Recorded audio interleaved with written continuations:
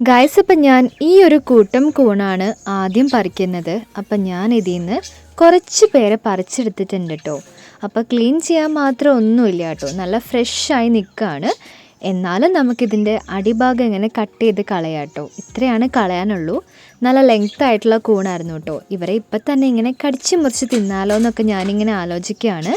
Guys, അപ്പം നമ്മുടെ മമ്മയും ദേ കൂണെല്ലാം clean ചെയ്ത് കട്ട് ചെയ്ത് ബക്കറ്റിലേക്ക് ഇടുകയാണ് കേട്ടോ. അപ്പം നമ്മുടെ മമ്മ പറിച്ചതാണ് ഈ ബക്കറ്റിലുള്ള കൂണുകളെല്ലാം. നമ്മുടെ കുഞ്ഞാറ്റി ആണെങ്കിൽ ഈ ഒരു കൂട്ടം കൂണാണ് പറിച്ചുകൊണ്ടിരിക്കുന്നത്.